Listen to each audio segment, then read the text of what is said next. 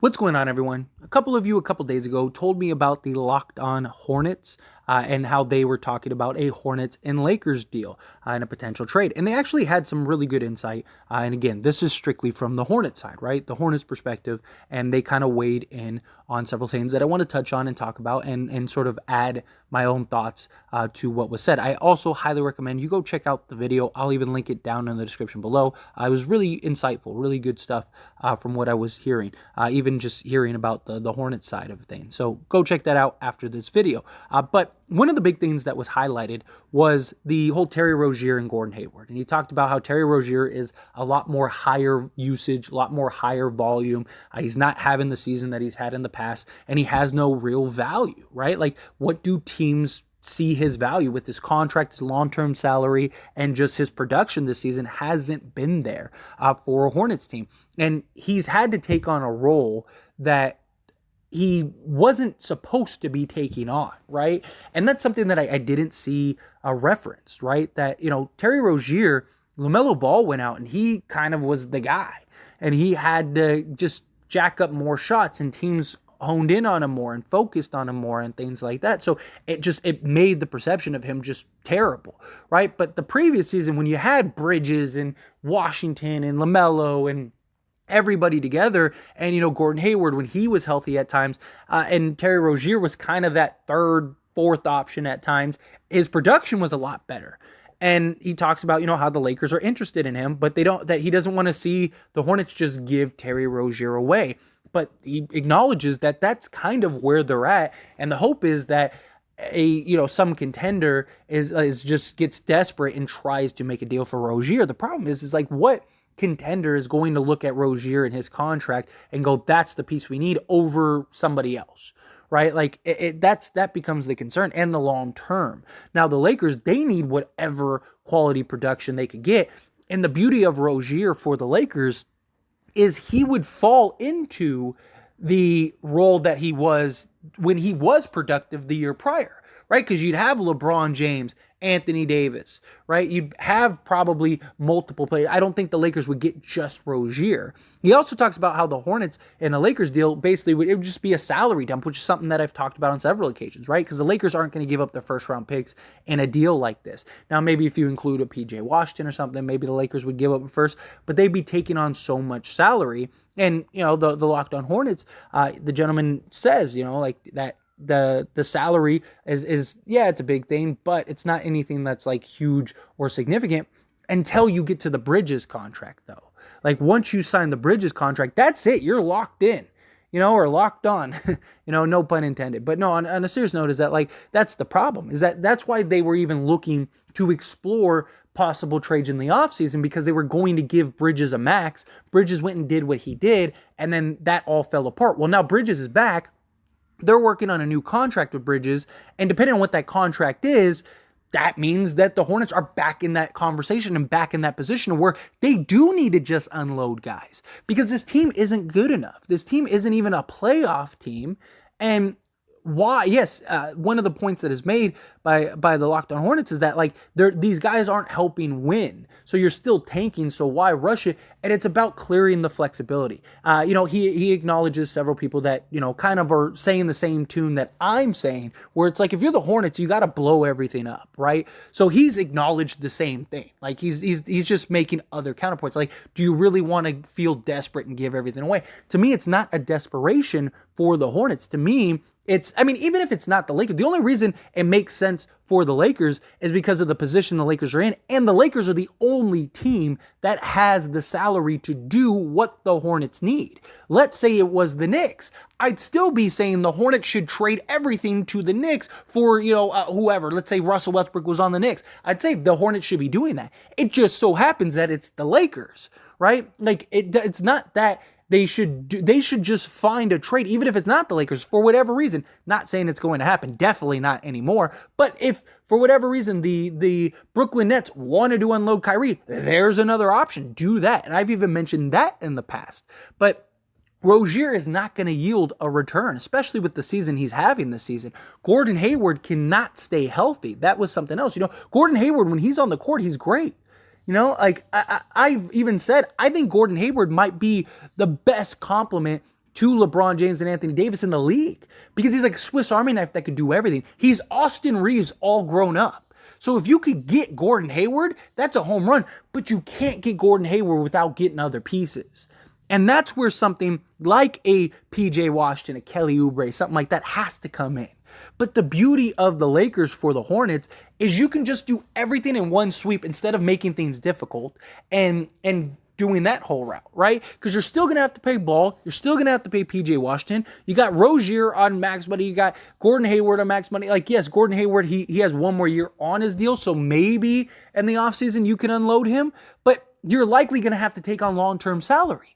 If you're the Hornets, why in the world would you want to do that when you could use the Lakers, unload everything? You probably lose PJ Washington in the deal, but it's not like PJ Washington's good. He's not like some future star. At least it doesn't seem that way, right? Like he's a nice complementary piece, but he's not irreplaceable, right? But you move off of all of your salary. Maybe you can convince the Lakers to give you one first, right? And if you're the Lakers, you could justify, especially if you're getting PJ Washington, you give up one first, right? Lakers could get Kelly Oubre, PJ Washington, Gordon Hayward, and Terry Rozier. You take all four guys. The Lakers give up, Nunn, Damian Jones, and Russell Westbrook. Boom. Beautiful swap. Everything's good. Lakers still have a first and Patrick Beverley, plus like a JTA and guys like that. They go make another move. If they want to make another move, maybe go get a center or something like that. Maybe go look at Yakapurtle or something, right? Boom. It's a win-win for the Lakers. And if you're the Hornets, you have like 100 and something million in cap space, and you're probably getting Victor Wembanyama or Scoot Henderson. And now you have Bridges, Ball, and let's say Victor with like 100 million in cap space. Like, what better scenario would you be in, right? And if you're in that, and if you wait till the off season, right? Like, teams aren't going to be as willing to help you, and you might not be able to find a deal like the Lakers right now, right? Like, because the Lakers aren't going to be in that position in the off season. And so what other team has a sizable contract to do that? So now you got to move these pieces individually. Yes, you're probably going to let Kelly Oubre just walk.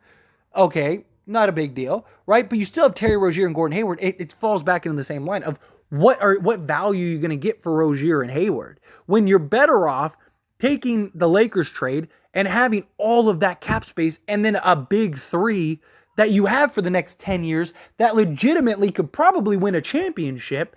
And now you just using your money to put the complementary pieces around those guys. And boom, you're off to the races. You could have if Victor Wembanyama becomes anything close to what he's projected to be, you could have a very quick turnaround if you're the Charlotte Hornets. And you need the Lakers in that regard. And for the Lakers, you need the Hornets, right? So it's a mutually beneficial trade. It's something where it's like, man, we really need players and pieces and starting level caliber players and wing depth and all of these things, 3-point shooting. And the Hornets are like, we really need a tank. We really need to clear off cap space. We got to go sign Bridges, and we have a chance to go get Victor Wembanyama. Boom. You can't find a better match made in heaven. Like, from both sides, it's a win-win for everyone. Even if the Hornets don't get any first, just to be able to clear your books and have a chance to go get Victor Wembanyama, that would be beautiful, right? It's a huge win for everybody. And so the Hornets don't need to rush it, right? Like, this deal isn't going to happen tomorrow. That one, they need to figure out what do they sign Bridges for. If they sign Bridges for like, 10 million, which I don't think is going to happen, but let's say they sign Bridges for like a prove it deal for like 10 million, then they definitely don't need to rush to go do this deal. Now, it still might make sense for them to do this deal, but if Bridges gets a max or anywhere close to a max, if you're the Hornets, you're looking at this deal now. So I wouldn't be shocked if the Lakers and the Hornets end up pulling this deal off come the trade deadline. And the Lakers, again, they need that wing depth. And the only way it makes sense for the Lakers is to take PJ Washington. Like, yes, Gordon Hayward, Kelly Oubre, and Terry Rozier, they would be solid, but there's so many risks, right? Can Terry Rozier get back to being the Terry Rozier from the previous years? Kelly Oubre, is he going to want to re-sign here? Or is he going to want to walk and leave, right? Now you lose him. Gordon Hayward, can he stay healthy? And you're taking on that salary. Like, the PJ Washington is essentially the pick, right? Because if the Hornets tried to make a deal like this, they would have to give up a pick, right? Like, if you wanted to unload Gordon Hayward, no team is just going to take Gordon Hayward. You're likely going to have to attach a first-round pick to that, right? Same thing with Terry Rozier. Maybe you could find like an even swap and you don't have to give up a pick, but I mean, he's got 4 years, $100 million, and he's not playing well enough to justify his salary. So a team isn't going to just do you favors. So very likely you're giving up at least one first, if not several, to unload these guys. And if you're the Hornets, it's like, okay, well, instead of giving up the draft capital, let's just give up PJ Washington, who we've looked to trade on several occasions, and now it's a win-win. It's a mutual beneficial thing. And, kind of like what the Knicks wanted to do with the Lakers, or any team that wanted Cam Reddish, right? Hey, you really like and love Cam Reddish? Well, tell you what, we'll just give you Cam Reddish if you take Evan Fournier. Boom, right? But teams don't want Cam Reddish that bad. Now, PJ Washington, that's another story. He's a little more proven, right? He's still young enough. He's not, 22, but he's still young enough to where he could really show promise and continue to grow with a team. He's a nice young piece for the future. You'd get some other nice pieces. And again, Kelly Oubre, Terry Rozier, like it's a great, like, this is, in my opinion, the best trade that the Lakers could get for as little as possible, if that makes sense, So that's a big thing. And, you're getting a young 24-year-old piece who is at least solid enough now and is likely only going to get better. And that is helpful. But Charlotte, again, PJ Washington is good, but he's not so good where it's like, man, there's no way you're trading him. You can replace him. And you might be better off finding a replacement than paying him a max contract and going and getting Victor. Like, I just think however you slice it, it's a good opportunity for the Hornets. But again, as always, this is a discussion, so I pass the question on to you. Let me know your thoughts and opinions down in the comments below. Also, go check out the video.